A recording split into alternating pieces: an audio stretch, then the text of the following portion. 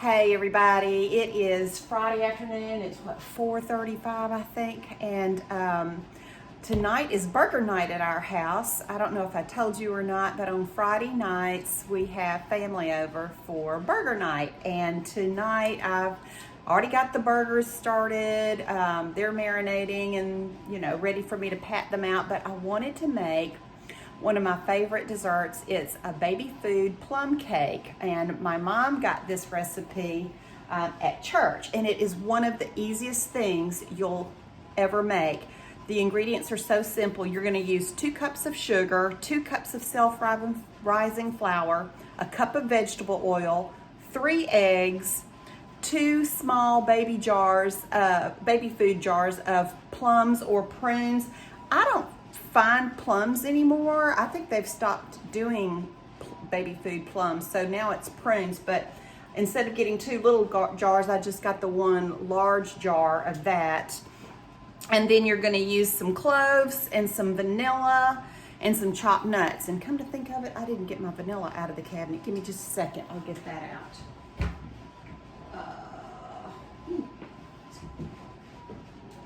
Way up high. It goes together so easy. You're just going to start out by putting your dry ingredients in. I'll put this down here where you can see what I'm doing. All right, so I put my flour in there. I've got my 2 cups of sugar, and I've got my cloves and my cinnamon that's going in, and just gonna stir that around a little bit. And from there, we're going to put in the cup of oil. And I'm gonna turn this on low and just let it start beating a little bit as I add the eggs in, 1 egg at a time.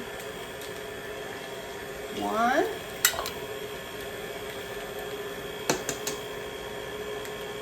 2.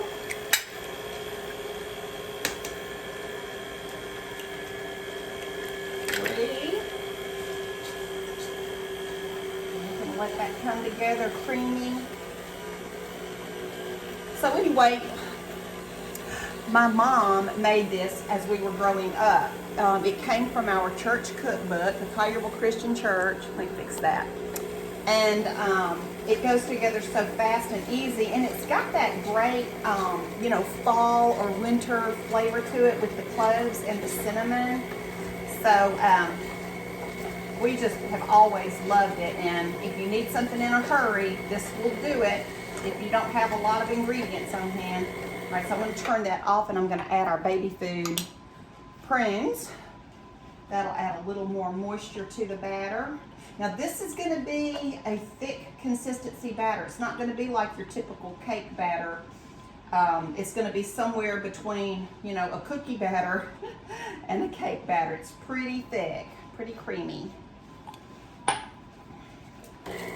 All right, let's get that going.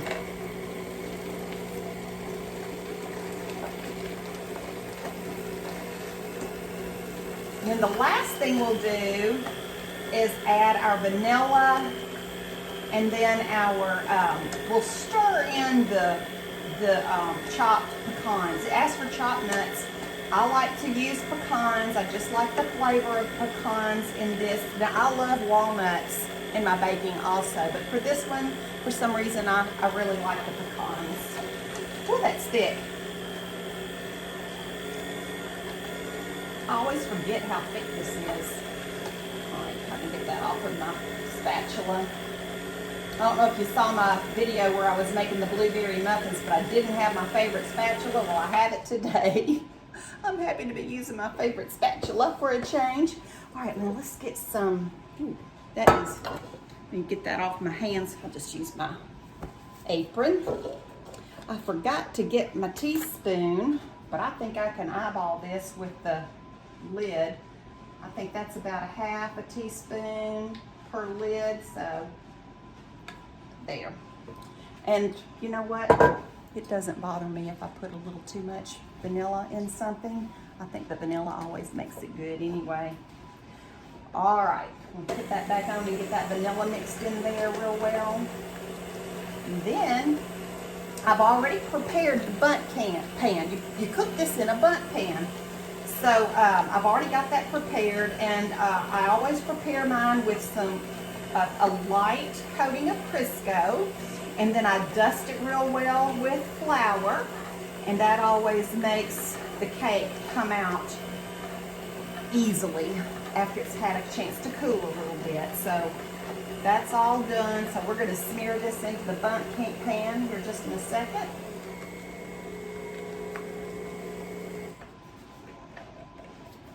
This is how I clean my spatula, my blender. There we go. All right, I'm gonna walk over here and get my bundt pan. If you hear a kind of a noise in the background, that's the sound of my oven warming up. It has a fan on it when it warms up, and so it always kind of creates that noise in the background. Clean these off a little bit. I'll put a bowl underneath here for that to drip into. All right, now this is a little awkward. I'm gonna have a hard time showing you me putting this in because I'm right-handed, so I'm just gonna put it in. You'll have to use your imagination, but I'm just gonna get that all in the bottom of the pan there. Oh, you know what? I forgot to put the nuts in. Wow, let me put those in real quick. Stir that in. We got a little bit in there without the nuts. It won't be too bad. It'll all work out right. It's just family. That's the good thing when we're cooking for family. They love it, and they love you anyway, don't they? I always loved it when Mom had some of this ready when we came home from school. When you came home from school, were you always just starving? I don't know why that is, but we were always just starving when we came home from school. But if she had something hot and yummy like this, it just made our day. And it was always fun to sit there. She was such a good listener. She's still alive, by the way. I talked to her like the past tense, but I'm talking about in past tense of when we were at school. But my sweet mom was always such a good listener. We'd come home from school, and you know, if somebody had picked on us or said something unkind, we could always share it with her over a nice snack like this.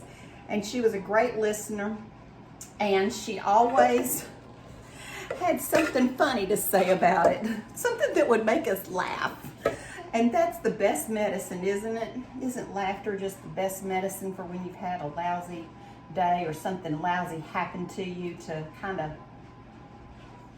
put a damper on your day? But great moms are like that. They're so good at just knowing the right thing to say.